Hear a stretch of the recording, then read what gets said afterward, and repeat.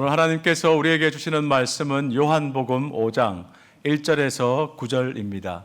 신약 성경 150쪽에 있습니다.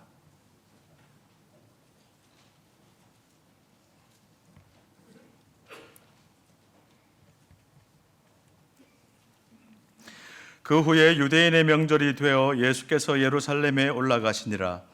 예루살렘에 있는 양문 곁에 히브리 말로 베데스다라 하는 못이 있는데 거기 행각 5이 있고 그 안에 많은 병자, 맹인, 다리 저는 사람, 혈기 마른 사람들이 누워 물의 움직임을 기다리니 이는 천사가 가끔 못에 내려와 물을 움직이게 하는데 움직인 후에 먼저 들어가는 자는 어떤 병에 걸렸든지 낫게 되밀어라. 거기 38폐 된 병자가 있더라.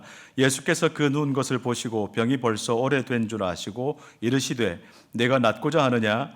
병자가 대답하되 주여 물이 움직일 때에 나를 못에 넣어주는 사람이 없어 내가 가는 동안에 다른 사람이 먼저 내려가나이다. 예수께서 이르시되 일어나 네 자리를 들고 걸어가라 하시니 그 사람이 곧 나와서 자리를 들고 걸어가니라. 이날은 안식일이니. 아멘. 설 명절을 맞이하여서 우리 하나님의 은혜와 평강이 우리 향상가족 모두에게 함께 예배드리시는 모든 성도님들에게 풍성하게 임하시기를 주의 이름으로 축복합니다. 오랜만에 가족들 만나오시는 걸음 안전운행 하시고요. 기쁘고 행복한 명절 연휴도 잘 보내시기 바랍니다. 오늘 본문에도 명절에 일어난 이야기가 나옵니다. 예수님께서 유대인의 명절을 맞이하여서 예루살렘으로 올라가셨습니다. 아마도 이스라엘 3대 명절 중에 하나, 유월절, 칠칠절, 수장절, 이 셋 중에 하나였을 것입니다. 명절이 되면 온 이스라엘 백성이 예루살렘으로 올라와서 하나님께 예배를 드렸는데요. 셀 수 없이 많은 사람들이 성전을 중심으로 모였겠죠. 이들이 서로를 잘 알았을까요? 아마 잘 몰랐을 겁니다. 대형 공연장에 모인 관객처럼 수만 명이 함께 모였고 같은 방향을 바라보면서 예배도 함께 드렸지만 정작 옆에 누가 앉았는지 어떤 사람인지 별 관심도 없었을 가능성이 많습니다. 그런데 2절에 보면 카메라가 한 곳으로 줌인 됩니다. 성전 입구 바로 옆에 베데스다 연못이 있었습니다. 집이라는 뜻을 가진 벳과 은혜 또는 잡이라는 뜻을 가진 헤세드, 이 두 단어가 합쳐져서 벳 헤세드, 베데스다가 되었습니다. 풀이하면 자비의 집이라는 뜻입니다. 이 자비의 집 연못 옆에 행각 5이 있었는데 자연스럽게 팔레스타인의 뜨거운 햇빛을 피할 수 있는 실내 공간을 만들어 주었을 것입니다. 3절부터 5절에 보면은 이 행각에 많은 병자들이 누워 있었습니다. 맹인, 다리 저는 사람, 혈기 마른 사람들 등등. 이것은 한마디로 성전 부속 보건소였습니다. 예루살렘 성전 부속 베데스다 보건소. 이름은 그럴싸했겠지만 어떤 환자도 이 보건소에만 오면 하나님의 헤세드, 자비를 덧입고 어떤 병이라도 다 나을 것 같은 느낌이 들었겠지만 오늘 본문은 그렇지 않다는 내용을 소개하고 있습니다. 이 보건소 바로 옆에는 간헐천이 하나 있었습니다. 가끔 물이 솟아오를 때 그 온천수에 몸을 담그면 병이 낫는다는 풍문이 있었죠. 실제로 온천 성분 때문에 관절염이 낫는다든지 허리의 통증이 사라진다든지 그런 사람들 분명히 있었을 겁니다. 어쨌든 환자들은 이 전설 같은 이야기를 붙들고 물이 움직이는 그 순간만을 기다리고 있었죠. 그런데 여기서 결정적인 문제가 하나 발생합니다. 물이 움직일 때 제일 먼저 들어가는 딱 한 사람만 병이 낫는다는 겁니다. 환자들은 서로 연못에 먼저 들어가기 위해서 경쟁했습니다. 베데스다는 경쟁에서 이겨야만 구원을 맛보는 가혹한 세계였습니다. 숭실대학교에서 신학을 가르치는 김회권 교수는 이 현실을 이렇게 꿰뚫었습니다. 어떤 병에 걸렸든지 먼저 뛰어들기만 하면 낫는다는 선착순 구원론이 베데스다 연못의 구원론이었다. 1등만 살아남아요. 2등은 없습니다. 무엇이 떠오릅니까? 전 세계를 휩쓸었던 넷플릭스 드라마 오징어 게임 생각나지 않습니까? 456명이 목숨을 걸고 경쟁하는데 단 한 명만 살아남는 그 무시무시한 세계. 이름은 자비의 집인데 실상은 약자들끼리 서로를 밟고 올라서야만 하는 냉혹한 생존 경쟁의 현장. 저는 이 선착순 구원론을 오징어 게임 구원론이라고 불러봅니다. 근데 여러분 생각해 보십시오. 이 베데스다의 세계가 2000년 전 이야기만은 아닐 것입니다. 우리가 지금 살아가고 있는 이 세상, 우리 자녀들이 뚫고 나가야 하는 이 사회가 바로 베데스다입니다. 수능, 취업, 승진, 결혼, 내 집 마련, 어느 하나도 만만한 것이 없고 전부 선착순 아닌 것이 없는 그런 냉혹한 세상이 되었습니다. 저는 엘리베이터를 탈 때 많은 사람들이 있는 큰 상가라든지 백화점 엘리베이터를 탈 때 사람들이 적당히 타 있으면 안 타는 버릇이 좀 있습니다. 그게 원래부터 그런 건 아니었고 저한테는 아픈 추억이라고 해도 되는지 모르겠는데 있어요. 저 분당 야탑에 그 마트가 큰 게 하나 있지 않습니까? 10몇 년 전에 거기에 친구를 만나러 갔다가 엘리베이터를 타게 되었는데 사람이 많으니까 여러 대의 엘리베이터가 오르락내리락 하는데 타기가 쉽지 않아요. 그 줄 서서 기다렸거든요. 제 차례가 되어서 앞에 쭉 타고 이제 제가 타면 되는 순간에 그 분당 아주머니께서 저를 새치기하고 싹 들어가셨어요. 그런데 제가 탈 수 있는 공간은 있어 보여서 제가 들어가는 순간 삐 하고, 그러면 그 아주머니를 쳐다봐야 됩니까? 저를 쳐다봐야 됩니까? 그 엘리베이터 안에 모든 사람들이 다 제 얼굴을 쳐다보는 거예요. 제가 뒷걸음질 쳐서 나왔고 한참 걸려서 다른 엘리베이터 타고 올라가는데 기분이 참 씁쓸하고 묘했습니다. 참 분당은 살기 어려운 동네구나, 이런 생각도 들었고요. 그럼 제가 웃자고 한 얘기 같지만은 사실 여러분, 오늘 우리 사회가 이렇지 않습니까? 끝까지 순진하게 정직하게 룰을 지키면 누군가는 새치기를 하고 누군가는 나를 끄집어내고 자기가 그 자리를 차지하는 세상이 되어버렸지 않습니까? 그렇죠. 명절이라 예루살렘에는 사람이 넘쳐났습니다. 하나님의 헤세드에 감사하는 축제가 온 도성을 가득 채웠습니다. 그런데 그 헤세드를 가장 절실히 필요로 하는 사람들이 헤세드의 집에서 헤세드를 전혀 경험하지 못한 채 소외되어 누워 있었습니다. 이 기막힌 현장으로 예수님이 들어오셨습니다. 6절을 보세요. 수많은 병자들 가운데 예수님의 시선은 38년 된 병자에게 멈췄습니다. 앉아 있을 힘조차 없는 사람이었죠. 병이 벌써 오래된 줄 아시고 나을 가망이 없다는 뜻입니다. 예수님은요, 보시고 아시고 말씀하시는 분입니다. 예수님은 우리가 굳이 설명 안 드려도 보시고 다 아시고 말씀하시는 분입니다. 38년 된 병자에게 말씀하십니다. 네가 낫고자 하느냐? 대답이 뜻밖입니다. 7절 다 같이 읽겠습니다. 병자가 대답하되 주여, 물이 움직일 때에 나를 못에 넣어주는 사람이 없어 내가 가는 동안에 다른 사람이 먼저 내려가나이다. 예, 낫고 싶습니다. 그런데 나를 도와줄 사람이 없습니다. 내 혼자 힘으로는 못합니다. 누군가가 도와줘야 되는데 한 사람도 나를 도와주지 않습니다. 여러분, 이게 무슨 말입니까? 베데스다 연못가에 사람이 이렇게 많은데 왜 사람이 없다고 말합니까? 성전 부속 보건소에서 치유와 회복을 기다리던 병자들을 돌보는 가족들이 왜 없었겠습니까? 명절을 지키기 위해 예루살렘에 올라온 동족 유대인들 또한 얼마나 많았겠습니까? 하루에도 수백 명, 수천 명씩 베데스다 연못을 지나치면서 성전에 들어가고 성전에서 나오고 했지 않겠습니까? 왜 38년 된 병자를 못 받겠습니까? 이렇게 사람이 많은데 사람이 없다고요?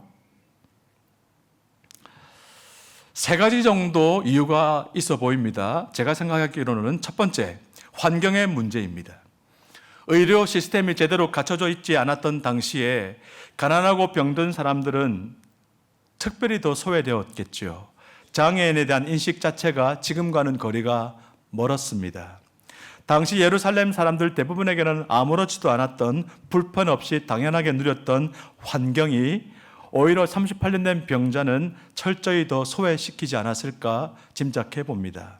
제가 어릴 때, 초등학교 다닐 때는 한 학년에 10개 반 정도 있었고, 참 한 반에 60명씩 해가지고 전교생이 몇 명입니까? 그런데 화장실이 푸세식이었는데 장애인 화장실이 하나도 없었어요. 여러분, 그 시절에는 그랬던 것 같아요. 세상에 학교에 장애인 화장실이 하나도 없었는데요. 어떻게 다녔는지 모르겠어요. 우리 교회에 계시다가 더 양산교회로 파송받아 가신 황성환 집사님 잘 아시죠? 이분은 나면서부터 장애를 가지고 평생 휠체어 타고 다니시는 분인데 저랑 연배가 좀 비슷합니다. 황 집사님 얘기를 들었더니, 목사님, 저는 초등학교 다닐 때 학교에서는 물 한 방울도 안 마셨습니다 그러더라고요. 세상에, 초등학교 그 6년 동안 초등학교만 그랬을까요? 물을 한 방울도 안 마셨대요.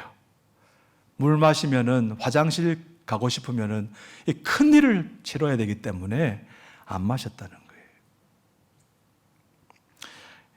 여기 계단이 있는데 대부분이 아무렇지도 않게 이 위로 올라오실 수 있는데, 누군가에게는, 거동이 불편한 우리 어른들에게는 이 몇 개의 계단도 넘사벽, 넘을 수 없는 커다란 장애물이 될 것입니다. 환경의 문제, 2000년 전에도 오늘날에도 여전합니다. 두 번째, 베데스다 연못가에 사람이 이렇게 많은데 왜 38년 된 병자는 사람이 없다고 말하는 것일까? 관계의 문제가 있습니다. 38년이라는 세월을 생각해 보세요. 처음에는 곁을 지켜주는 사람들, 가족들 많이 있었겠죠. 그러나 긴 병에 효자 없다고 가족도, 친구도, 부모도, 자녀도 하나씩 곁을 떠나갔을지 모릅니다. 베데스다 그 연못가에 같이 투병하던 동료 병자들과는 친구가 될 수 있었을까요? 생각해 보세요. 저 사람이 먼저 물에 들어가면 내가 죽는데 친구가 될 수 있겠습니까? 베데스다는 관계 자체가 불가능한 곳이었습니다. 시간이 지날수록 베데스다에는 선착순 구원론 경쟁에서 실패한 패잔병들만 상처 가득 안은 채 남아 있었겠죠. 이렇게 사람이 많은데도 사람이 없다고 절규하는 38년 된 병자의 외침이 이해가 될 법도 합니다. 세 번째로, 환경의 문제, 관계의 문제를 넘어 개인의 문제도 있어 보입니다. 38년이면 우리들 자녀들 세월보다, 나이보다 더 긴 세월이죠. 그 세월 동안 이 병자의 마음속에 뭐가 자랐겠습니까? 절망이라고 하는 암세포 같은 것들이 계속 자라지 않았을까요? 나는 언제까지 이렇게 살아야 하나? 지금까지 38년인데 앞으로 나는 언제까지 이 모양으로 이렇게 있어야 하나? 여러분, 일본의 유명한 작가 미우라 아야코 선생님 아시죠? 이분이 14년 동안 척추결핵 환자로 병상에 누워 지냈잖아요. 이분이 한국말로 이 질그릇에도라는 수필집을 써내셨는데, 이 수필집에 보면 이런 내용이 나옵니다. 14년 동안 병상에 누워 있어 보니 죽어버린 사람이 훨씬 부러웠습니다. 여러분, 이해되십니까? 14년도 그럴진데 38년이면 어떻겠습니까? 이 병자는 오늘 예수님을 만나기 전까지 스스로 죽지 못해서 절망의 골짜기에서 허우적거리고 있었을 겁니다. 여러분 가운데도 혹시 이런 분 안 계십니까? 지금 웃고 있지만은 곧 명절이 되면 친지들, 가족들 앞에서 환하게 웃을 것이지만은 웃는 것이 아닌 분들, 사람이 없다고 절규하고 싶은 분들 이 자리에 안 계십니까? 명절에도 달려갈 고향집이 없는 분들, 새해 떡국 한 그릇 같이 따뜻하게 나눠 먹을 수 있는 가족이 없는 분들, 가족이 있어도 함께하기 싫은 마음에 상처받은 분들, 이렇게 교회 와서 예배는 드리지만은 정작 내 얘기를 솔직하게 시원하게 털어놓을 수 있는 단 한 사람이 이 많은 사람들 가운데 안 보이는 분들,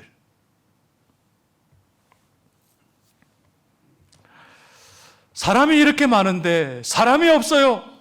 사람이 어디 있습니까? 사람이 없어요. 이것은 2000년 전뿐만 아니라 오늘 이 시대 저와 여러분의 절규일지도 모르겠습니다. 8절 9절 다 같이 읽겠습니다.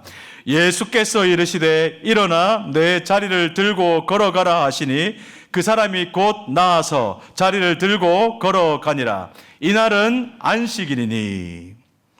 38년 된 병자에게 지금까지 그 누구도 해주지 못했던 말, 아니 감히 할 수조차 없었던 말을 예수님이 찾아오셨습니다. 말씀하셨습니다. 일어나 내 자리를 들고 걸어가라. 잘 보세요. 연못에 먼저 들어가라는 말씀이 아닙니다. 더 열심히 물이 동하기만을 포기하지 말고 기다려라 아닙니다. 경쟁에서 이겨라 아닙니다. 예수님 말씀은 오징어 게임의 룰 자체를 완전히 깨뜨리는 말씀입니다. 예수님 말씀하시니까 38년이 단번에 끝나버렸습니다. 여러분 들리십니까? 38년 된 병자의 고백이 들리십니까? 사람이 없다고 절규했던 그가 이렇게 외칩니다. 여기 사람이 있습니다. 나를 낫게 한 그가 자리를 들고 걸어가라 했습니다. 여기 사람이 있습니다. 말씀 한마디로 나의 38년 묵은 병을 단번에 고쳐주신 분이 여기 계십니다. 그분은 바로 예수님이십니다. 사랑하는 여러분, 본문을 한 번 더 들여다보세요. 38년 동안 누워있는 이 병자는 누구를 의미할까요?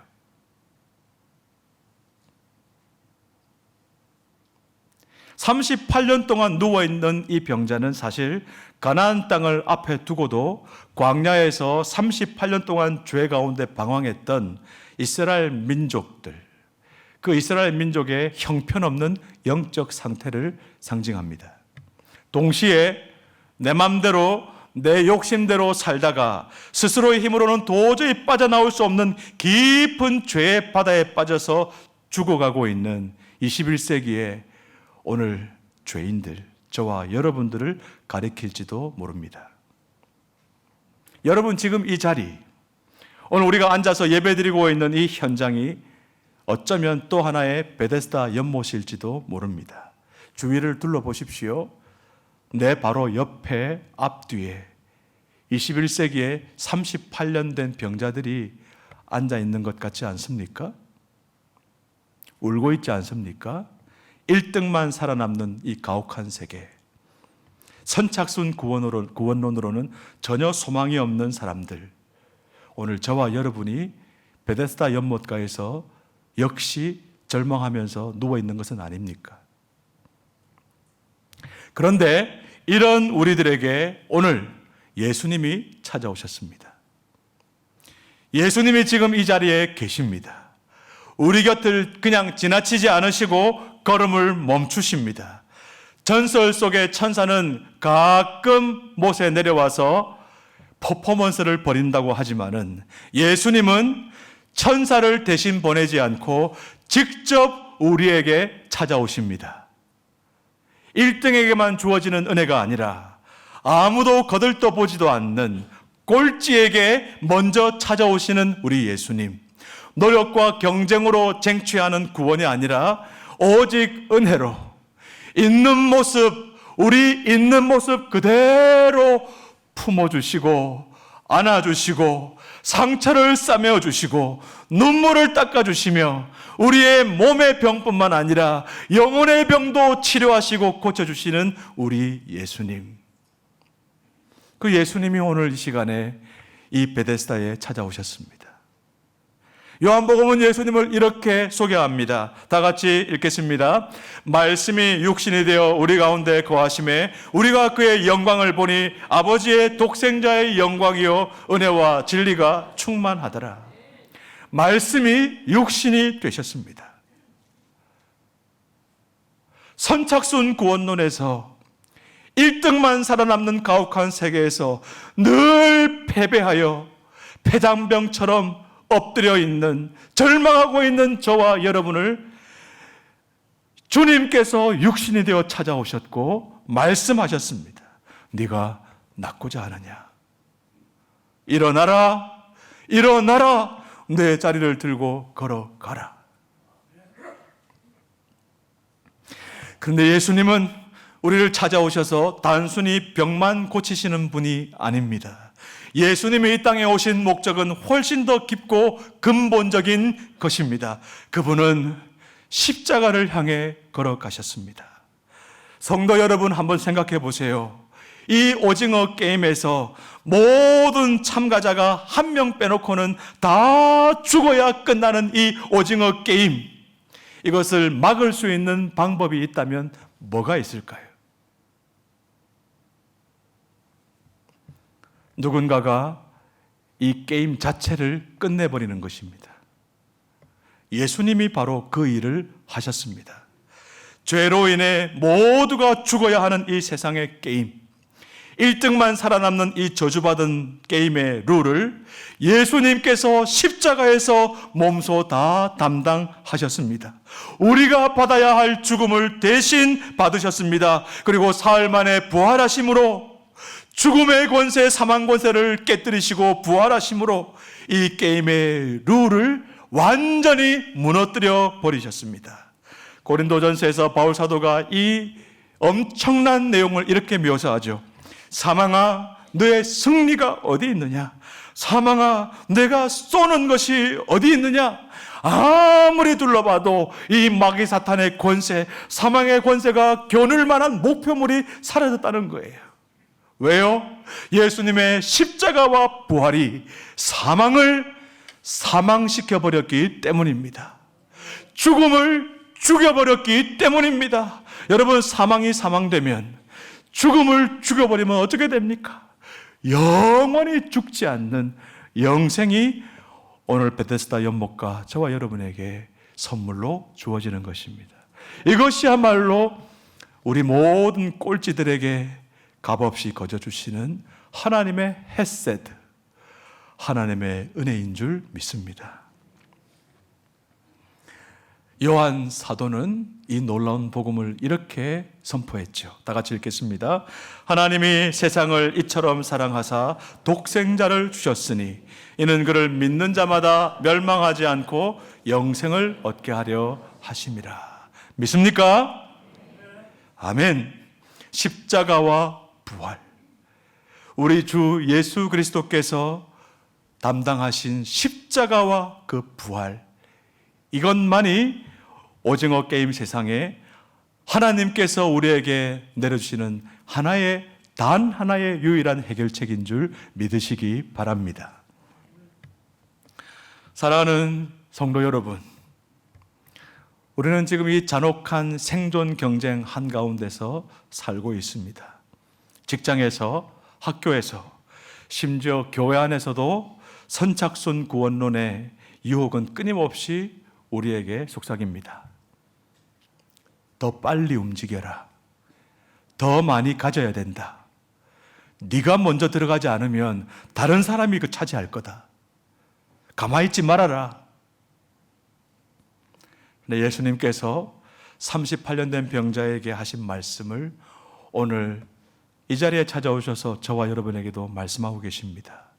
내가 낫고자 하느냐? 우리 같이 한번 읽어볼까요? 내가 낫고자 하느냐? 예수님이 바로 여러분에게 하시는 이 말씀을 오늘 들으시기 바랍니다. 그리고 대답해 보시기 바랍니다. 그런데 이 질문은 단순히 병을 치료받기 원하느냐 정도의 질문이 아닙니다. 너는 지금 어디에 서 있느냐라는 질문입니다. 너는 베데스다의 룰을 따르고 있느냐? 앞으로도 베데스다의 그 선착순 게임을 따르겠느냐? 아니면 내가 선포하는 새로운 질서 안에 들어와 서겠느냐? 이런 도전의 질문이기도 합니다. 사랑하는 여러분, 그리스도인으로 살아간다는 것은 오징어 게임에서 1등 하는 것이 아닙니다. 오징어 게임의 룰 자체를 거부하며 살아가는 것입니다. 1등만 기억하는 세상 속에서 꼴찌를 기억하는 따뜻한 사람이 되는 것입니다. 최가온 선수가 서울의 세화고등학교 최가온 선수가 그 고3짜리가 무릎 부상을 당하고 쓰러지고 엎어지고 얼마나 많이 울었습니까? 근데 그 어려움을 이겨내고 금메달을 땄잖아요.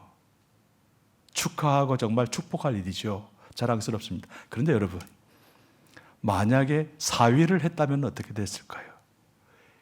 이 예쁘고 어린 우리 딸이 그 역경을 극복하며 최선을 다했지만 메달을 따지 못했다면 이렇게까지 기억할까요? 이런 세상 속에서 그리스도인으로 살아간다는 것은 메달 색깔과 상관없이 등수 안에 들지 못하는 대부분의 사람들, 그리고 사실은 경쟁에서 밀려난 꼴찌에 가까운 사람들을 보듬어주고 그들에게 다가가 손 잡아주고 함께 걸어가는 여정이라고 저는 믿습니다. 주님이 그런 우리들을 위해 이 세상에 오셨지 않습니까? 여러분의 직장에서, 여러분의 삶의 자리에서 손 내밀어 줘야 될 꼴찌 같은 인생을 살아가는 사람이 누구입니까? 하나님이 그를 여러분에게 붙여주신 줄 믿으시기 바랍니다. 그에게 하나님의 복음, 십자가와 부활의 예수 그리스도의 복음을 삶으로 전해주시는 귀하신 성도님들 되시기를 주의 이름으로 축복합니다. 베드로가 성전 미문에서 일어나지 못하는 사람 앞에 섰을 때, 나면서부터 걷지 못하던 성전 미문의 그 장애인 앞에 섰을 때 베드로에게 뭐가 있었습니까? 베드로도 꼴찌 같은 인생이었습니다. 아무것도 없었습니다. 은도 금도 아무것도 없었습니다. 그러나 베드로에게는 누가 계셨죠? 예수님이 계셨습니다. 같이 읽겠습니다. 베드로가 이르되 은과 금은 내게 없거니와 내게 있는 이것을 내게 주노니 나사렛 예수 그리스도의 이름으로 일어나 걸으라. 저를 한번 따라 하십시다. 나사렛 예수 그리스도의 이름으로 일어나 걸을지어다. 베드로뿐만 아니라 오늘 저와 여러분도 이렇게 선포할 수 있음을 믿으시기 바랍니다.